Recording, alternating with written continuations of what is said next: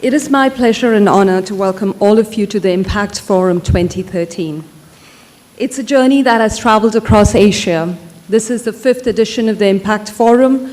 It started in Dhaka, followed by Bangkok. Next, it was held in Mumbai, and it's the 2nd time that it's being held in Singapore. So it's truly for now found a home in Singapore. Let me just make a quick introduction. My name is Deepa Chatrat. I feel really greatly privileged to be asked by IIX and Shujog to be the MC over these 2 days. I have a regular day job, like most of you in the audience. Many of you very far away from the world of impact investing, social enterprises. And I truly came across this world of social enterprises, impact investing, when I went to Lee Kuan Yew School of Public Policy. In another work that I do, we were identifying a woman leader who is making a real impact in the world, in Asia, and she was invited by the Minister of Rural Development and Poverty Alleviation in India for an award that's annually given to one Asian woman. And we heard of Professor Doreen Shanaz, and that's how I met her. In her and in the organization, I found in my own individual capacity and my organizational capacity a possibility to become part of it. We hosted impact chats. We were part of the Impact Academy. That's another initiative that Shujog has. And also we're part of Impact Forum. And really, each time it amazes me whenever I enter through the doors of IIX and Shujog. It's a place brimming with energy, young, very bright, smart, international, well-traveled, tuned into the challenges the world faces today. And I always come back very enthused. It's really very, very hard for me to think that it's just 4 years and so quickly it has traveled this journey. So I really welcome you today because you're part of this, I would call it an intimate gathering. It's truly a celebration of what they've done so far, this brilliant team has done so far. And it's also the contribution and in your participation. So truly this Impact Forum is a showcase of all of this. And you're going to discover all of this in the 2 days. This year's theme is a question that hounds all of us as we look at the world around us, a question of inclusion. And the very apt theme of these 2 days is investing in inclusion and its impact on the world around us.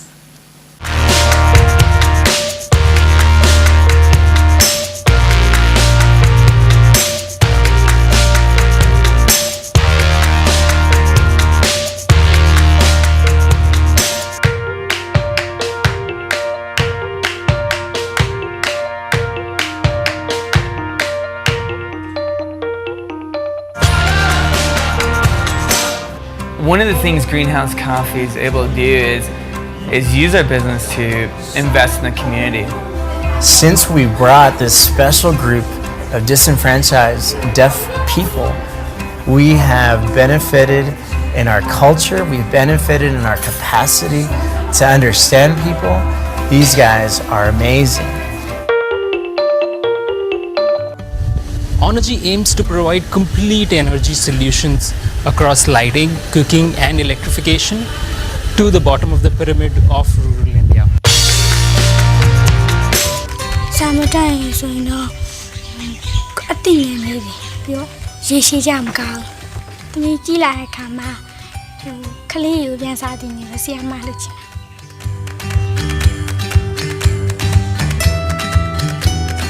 So, those are what they do. Neonia also the one, no, Jama chain, you be the other chain male.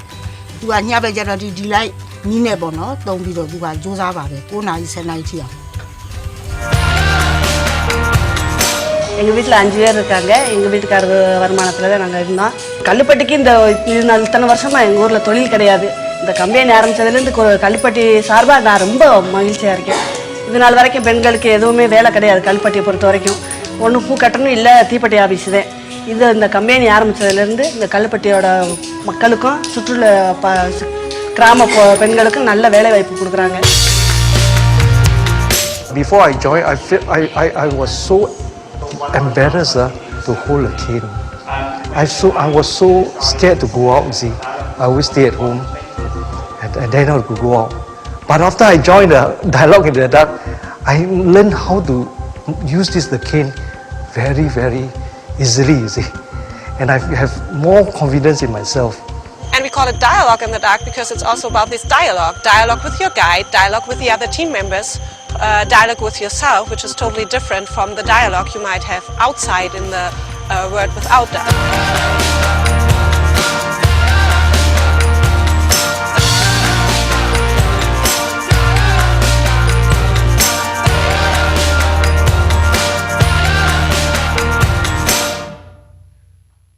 Impact Forum has really become the home that we created for all of you to come to once a year and really share all the thoughts that you had and that you had turned into action.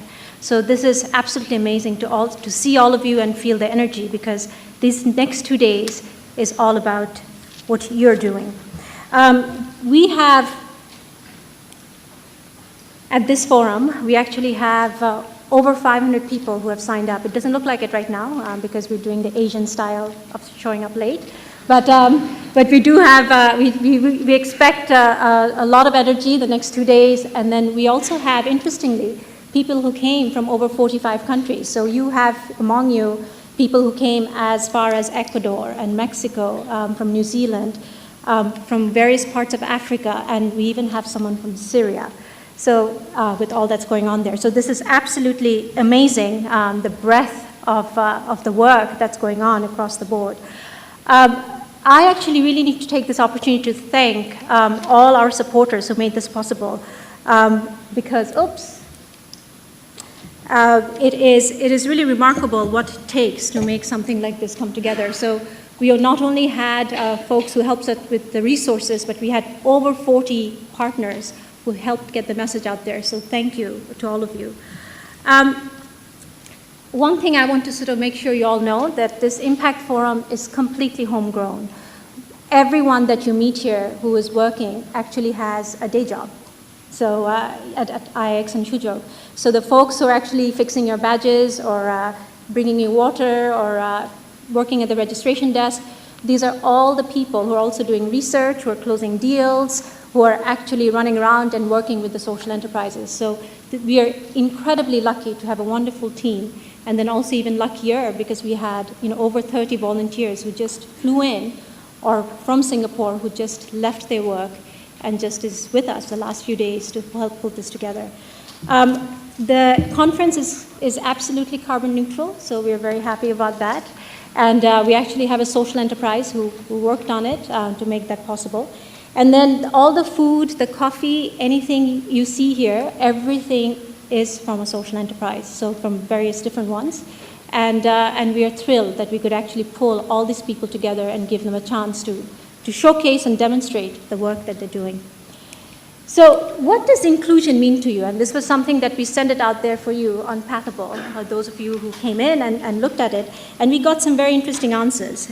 It was access to opportunities, better future for the next generation. There was love without judgment. I really like that one. Investing in the future. So it really covers a whole breadth of idea of what inclusion is. Well, I'll take the next few minutes to talk to you about what inclusion meant to me and what it means to me and how it's sort of translating into the work that we're doing. Inclusion for me, first and foremost, is actually opportunity. And this really is at a very personal level. I am from Bangladesh. It's a poor country and very, very few opportunities. It's getting better, but still very few opportunities for the poor and the women. And being from a family where it was very conservative, the notion of inclusion opportunity was quite limited as I grew up. And I always like to say, this is very interesting. My grandmothers, they're both illiterate and married off at 11. And although I had the education, I knew my future was not going to be any better. And I think for me, the biggest thing was the fact that I actually was quite a rebel, and I left all that at 17 and went off on my own. And I think that is something that I really felt I created the opportunity for myself because I was a fighter. But that opportunity for some people needs to be created. And that is why we were thrilled when we actually worked with Bagosphere and helped them raise investment capital to do the work that they're doing. Bagosphere is a wonderful organization, a social enterprise in Mindanao, which is, in Negros, which is a very poor province in the Philippines. And they work with at-risk youth and women, get them trained to get them jobs in the call centers. And Bagosphere today has put in over 1,800 youth and women in jobs, and they're making 4 times more than what they would have had. And we were thrilled to have worked in the investment opportunity that they got, which allowed them to do so. So what do we actually do? So we have 2 organizations, IX and Shujog, and with all the world's problems, as you saw, there are lots of problems, but we are about solution, just like every one of you are in this room. And for us, that comes through one, at IX, really playing a role in getting investment capital into social enterprises so they could expand their impact. And with Shujog, it really is to foster and help mature the social enterprises so their innovation can reach the farthest. So both the organization is very, very intricately involved in the whole process of really getting investment capital into social enterprises. Now, interestingly, what does that mean? It really means that the work that IX and Shujog we are doing, it really is creating this whole infrastructure of a social capital markets across Asia and now in Africa. And this is really where the nexus of various things comes in. You can see that building the infrastructure, the research, the advocacy, and of course, catalyzing the intermediation where the investment capital comes in. And this is all together, the nexus of it is really obviously the impact investing that happens. Now, we are not doing this alone. We can't, and we're not supposed to. The whole point for social capital markets to grow, to actually have its impact, to actually take over in terms of how traditionally finance is done, the whole ecosystem has to be there. And you know what? It is getting there. We have the networks, we have the development banks, we have the investment banks, the private banks who are coming in, we have the public sector, academia, we have the accounting firm, law firms, and we have the rating agencies. So as you see here, this is just a subset of all those organizations, and a lot of you are here today who are already doing this work in terms of getting this social capital market space off the ground. And a big thank you to all of you. Inclusion for me also is perseverance. And this comes back to my days with my first company. This was a long time ago, back in '99, when I started my first company, which is a global marketplace for ethical and handmade goods. And it was not easy during that time to have an organization which was a for-profit but with a mission. I heard no in many, many, many ways why people could not work with me, why investors won't give me money. But I persevered, difficult as it was, and grew the company, and I sold it. And I think one of the things that really stayed with me is the fact that throughout the whole process, I never forgot. It was never about oneness, but it was about who we were working with. And I still remember 2001, when we were going through a rough period. It was an earthquake in Gujarat, and 20,000 people were killed. And we actually, despite what was going on, we took the initiative, we worked with our local partner with CARE, and literally got 3 villages off the ground with the weavers, where we got them over $500,000 worth of business. So that, for me, was impact, where we not only got them the funding, the trade financing, but put them back on their feet after the devastation of the earthquake. And that's something that really stayed with me, and we persevered, they persevered. Similarly, Kinara, when they started off, this was an organization, a social enterprise in India, where they basically filled the gap of microfinance and the commercial lending. And they are working with thousands of small businesses trying to get them to that next level. But they had very difficulty raising capital. It was not a sexy story. They could not do it. Well, we intervened and we worked with Hardika, and we raised the investment capital. It wasn't easy for us either, but we did very interesting financial structuring. We created special purpose vehicle, and we managed to bring the capital to her. And it is exciting now. Today, Hardika is working with over 10,000 families who are growing their businesses in Western India. The way we approach our work is really the fact that we know it's going to be difficult. We know that there's nothing out there. but it's our duty and chance to really pull this together. Any work we start in any country first starts with research, and that's where Shujog's work comes in. We go in, we learn the landscape, we find all the wonderful work that's being done. You don't have to have a label. You don't need to call yourself a social enterprise. If you're doing something for the world, for the community, we can help you bring that out, and we start working with them. We work with the potential investors, because every country, no matter how poor you are, has a potential investor who can actually play a role, just as there are lawyers and law firms and accountants and accounting firms. So we work with all these people, and Shujog has been successfully doing this and publishing research, which has been incredible in terms of getting that knowledge out there. Similarly, we also work with the social enterprises and getting their actual impact that they're having out there, so that the investors can invest, so they can look at the impact they're having. You can't invest in something if you just have some smiling children. This is very nice, but when it comes to investment, you actually have to say, what impact are you having? Can we quantify it? Yes, we can. And this has been so successful for us that now we have made it open source for anyone to be able to use this, and we have moved on to actually doing certification of very high impact social enterprises through the impact mark, and this is very, very exciting. In terms of getting the social enterprises impact and investment ready, this is actually a lot of work, and this is something that we learned over the last 4 years that takes time, and again, we can't do it ourselves. So this is a new initiative where we're getting the social enterprises to be working with accounting firms and law firms and individuals in terms of getting their investment ready, and this is where Shujog Acts comes in really magnifying what the social enterprises are doing so that they can get investment capital. Now, for me, the third thought of inclusion is really belief. And this is something that is with all of you, because you won't be here today otherwise, what you believe in believing in being able to be inclusive. And for me, that was really how to use capital markets to do social good. Similarly, the belief of actually being able to electrify entire rural Cambodia through biomass power plants, that was the belief of Sov. And we worked with Sov at Sunny and helped him raise investment capital so he could buy 2 power plants and really start electrifying rural Cambodia. So that is why a woman like Champi now has electricity where she never had it in her life. And that's the fact in Cambodia, where 83% of the country is still not electrified. You can start seeing lights around. So this is very, very, very exciting. The way we bring investment to these organizations is through our platform, Impact Partners. We also have another smaller platform called Impact Incubation.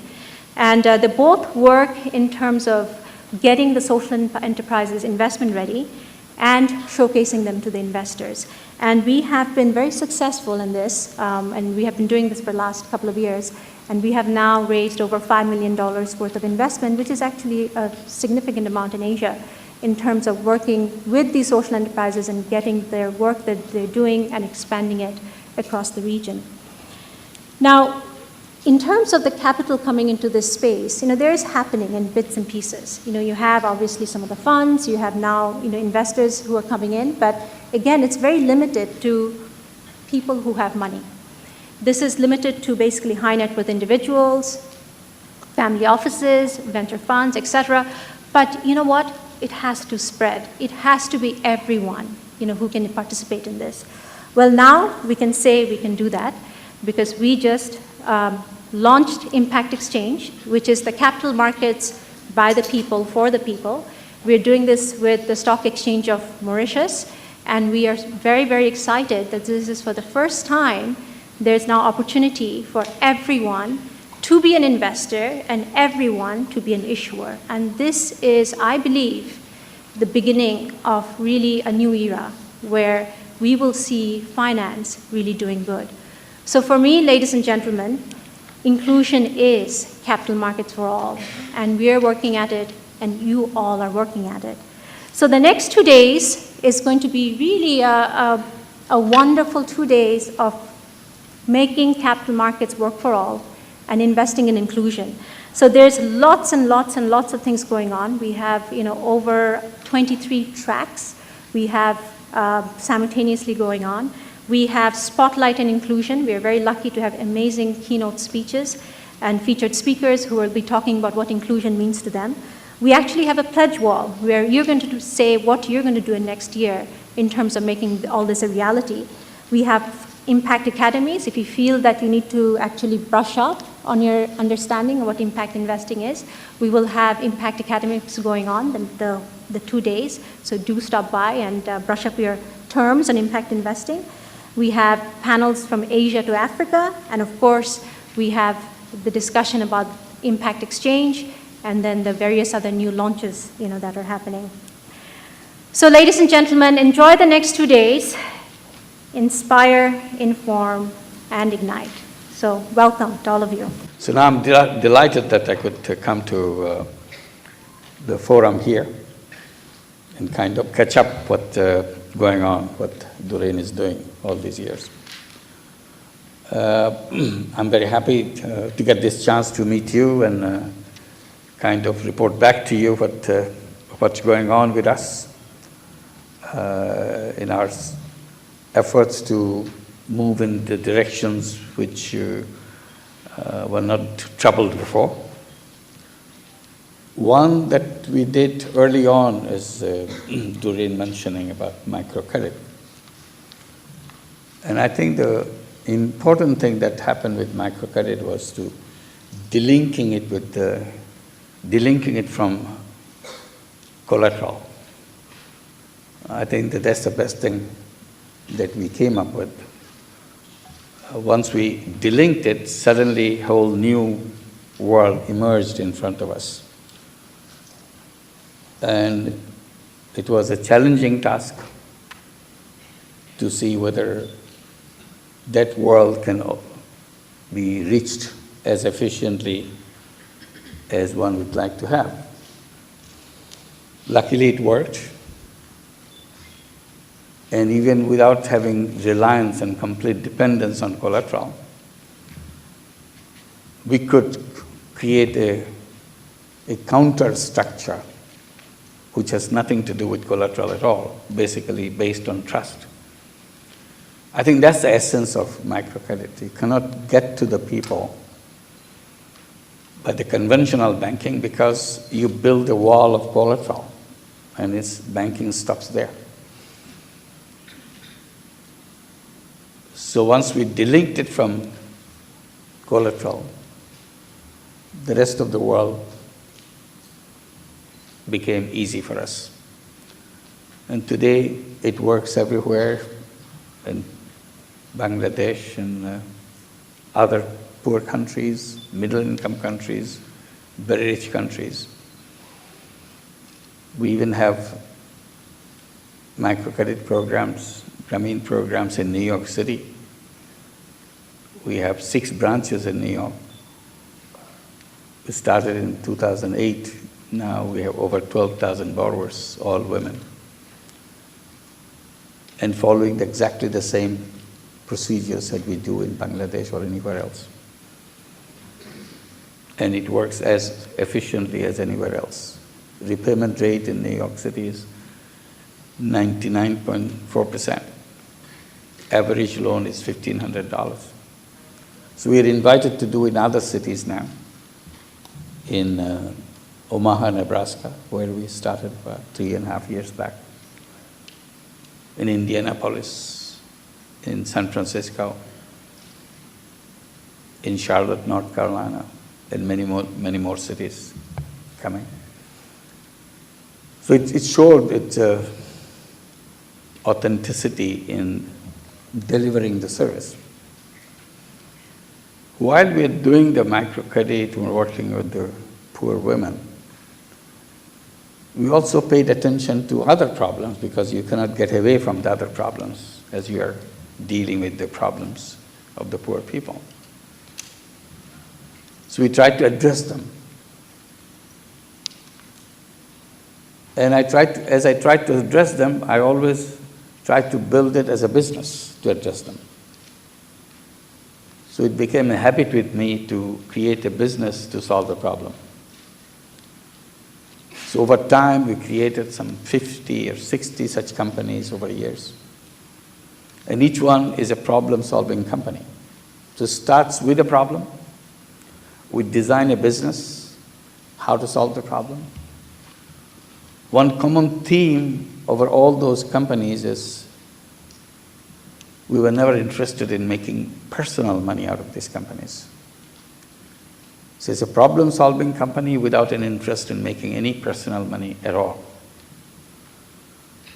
So later on, when debates began, why do we make these companies, I started asserting that this is a new class of companies anybody could do, and it works very well in solving problems.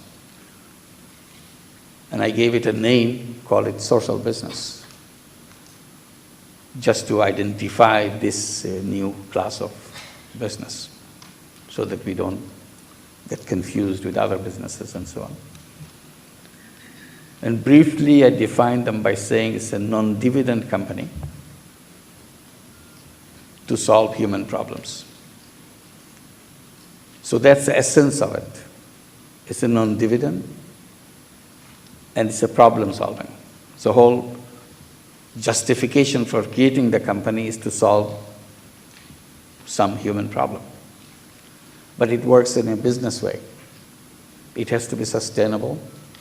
It has to be surplus generating. But you do that business not because you want to make money out of it. You want to do it because you are interested in getting this problem solved. And we have done many such things in education, in vocational training, and healthcare. Healthcare is a very wide range of opportunities for social business. One we did in energy, to bring solar energy in the villages of Bangladesh. We created a small company to bring solar home system in the village of Bangladesh. Initially, of course, it's unknown business. People didn't pay much attention to it. But our idea is, why should people go without electricity while we have the opportunity to bring solar energy? So that was the focus of the company, to bring solar energy in homes in the villages. Luckily, gradually people started liking it, buying it. And it was difficult to sell 4 or 5 solar home systems per month. But we didn't give up, hoping that someday people will understand that it's worth having them. It makes economic sense for them. It did. Gradually we moved from 5 to 10 to 20 and 50 per month. Now we sell more than 1,000 solar home systems per day. And we crossed the 1 million homes with solar home system last November. It took us 16 years to build that first 1 million. But it will take about 3 years to build the second 1 million home system, because the speed is so high now. And third 1 million would be probably less than 2 years. So again, this fits into our definition that we started out with, non-dividend company to solve a human problem. So we had no intention of making money out of this company. In social business, investors can take back the investment money, exactly the amount they have invested over time, but still own the company, but nothing more than their investment amount. No dividend is taken out. Company makes profit, profit stays with the company for expansion and other purposes. So the idea got attention, and particularly attention from a surprising quarter. We didn't have any idea that we'll have that kind of attention from multinational companies. First multinational company that we had was Danone from France. We created a joint venture social business company in Bangladesh to produce yogurt to solve the problem of malnutrition among the children of Bangladesh. The special yogurt was designed with all the micronutrients which are missing in the children, and made it very cheap, made it very tasty, very delicious for children. They love to eat. So once a child starts eating that, they recover the lack of macronutrients and become healthy child. So this is an example of a joint venture social business where Danone doesn't want to make any profit out of it. Company makes profit, profit stays with the company. So we have more of them, like we have joint venture with BASF from Germany to produce mosquito nets, treated mosquito nets for malaria. We have joint venture with Adidas to produce affordable shoes for the poor people.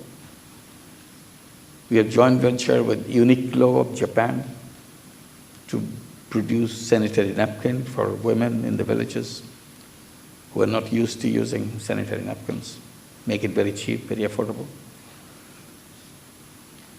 We have joint venture with Yukigeni Maitake from Japan to produce mung beans in Bangladesh in a large scale. The idea started spreading outside of Bangladesh.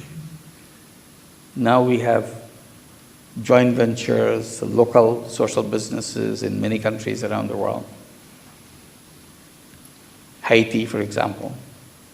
One of the larger projects in Haiti is a social business. It's the forestation of Haiti, because Haiti literally lost all its forest by chopping it down for cooking purposes, for charcoal making. Haiti used to have more than 25% forest coverage in 1985. Today it has less than 2% forest coverage. So we thought this is a great opportunity for creating a social business to reforest entire Haiti. So we have joint ventures with several big multinational companies. Again, as a social business, nothing to make profit for them, but intention is to build a forestry back and create employment, create forest resources for the island. We have joint ventures in Colombia with a company called McCain, a Canadian company, potato company. Colombian coffee disappeared from the world market because of the competitors from Asian countries. So all the coffee growers in Colombia are literally without any work.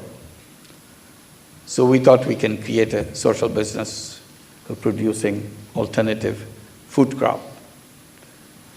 And since McCain showed a lot of interest in creating social business with us, so we went ahead, started a joint venture in Colombia to produce potatoes so that they can have food, they can have income for themselves.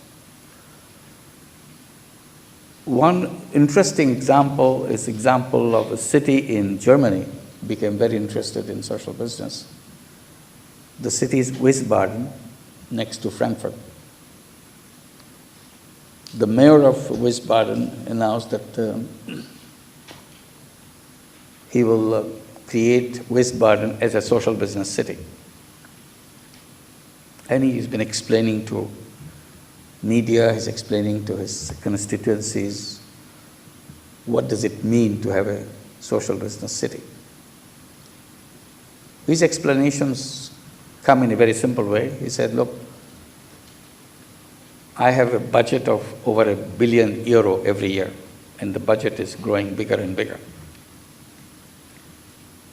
More than $500 million of my budget goes in transfer payments, just giving away money to the unemployed, to the sick, to the single mother, to the old, and so on and so forth. So I'm kind of dishing out money every day. And I tax people to find this money so that I can dish out this money. The idea of social business attracted me because I realized that my city has over 3,600 companies running in the city. So I'm going around talking to the businesses to create small little social business on the side to address the problem of the city, of the unemployment, for the old age, for the crime, for the drug, and whatever I have to pay money for. If they can come up with a business solution to that problem, to that extent, my problem will be less. I don't have to go on paying money for these things. This will be solved in a business way. So I'm encouraging them, and then I can use this money as a social business fund. Anybody who has a great idea, this money can be invested in solving the problem of the city. So this kind of sums up the basic idea of social business. It's a creative power which is the most important thing. So far we have not felt money is the problem. We didn't pay much attention to that subject because wherever we wanted, money came by. And one way we try to address that is to create social business fund before we start the social business. When the fund is available, we challenge everybody, pick one of your problems, come up with a business idea. The fund will be ready to invest as an angel investors, as a venture capitalist, whichever you want. So it inspires people to come up with ideas, and then investment begins. Several social business funds have been created so far. One is again led by Danone. It's called Danone Communities Fund. It has now about 80 million euro. So the money is waiting. There are several social businesses have been created in 8 different countries with that money, but many more money is still waiting. Crédit Agricole, second largest bank in Europe, they created a social business fund, just launched it with 20 million euro. Every country that starts with social business, they start with a social business fund. So we have social business fund in Albania, in Haiti, in Colombia, in Brazil. Now with the collaboration from African Development Bank, we are moving into Tunisia, Uganda, Egypt, Senegal, and Togo, and other countries. Again, basic thing is the same structure. Build the fund first, challenge people to come up with ideas, and also invite the existing businesses to start a parallel social business alongside their regular business, or have joint ventures. So either way, can have joint ventures or their own companies and so on. Universities have taken a lot of interest. Many universities, many business schools started setting up social business centers. HSC in Paris has a social business chair and a social business center. European Business School has a social business center. Glasgow Caledonian University, Salford University, both of them has social business centers, similarly in Brazil and other countries. So this is encouraging the business school to learn about what the social business is all about. How to create a social business, how to run a social business, what are the elements of social business, and so on. So this is, again, comparing with microcredit, where we delink from the collateral. So if you look at it, it looks like we delinked it with the personal profit. So once your mind is free from making any personal profit, suddenly new world emerges. Your mind works in a completely different setup, completely different way. And you see opportunities to solve problems around. And human creative power is so enormous that it can achieve anything it wants. But at the moment, the creative power is dedicated to making money. And it's not spilling over to solving problems. So with social business, we get an opportunity to use that creative power to solve problems in a business way. Hopefully we'll find all the solutions that we need to create a world that will not have that long list of problems that we have, particularly problem of poverty. There is no reason why anybody should be poor anywhere in the world. There's nothing wrong with human beings. Simply the system went wrong. and punished people for that by making them poor. And there is no reason why anybody should be unemployed anywhere in the world, because nothing wrong with human beings. They're as energetic, as creative, as enterprising as anybody else. So it's not fault on the human side. The fault is in the design side of the system that we built. So today, system is punishing people for no fault of the people. The real thing should have been the other way. The human being should be punishing the system. But we accept it as if that's a God's wish. That's not true. We just made mistakes. We made gross mistakes, and we suffered for that. But we never want to challenge that. So this is one thing that we have to challenge the way things have been done, so that we can undo the wrong things that we have done to the human beings. So the real human potential can be unleashed and create a world that we all be proud of. Thank you very much.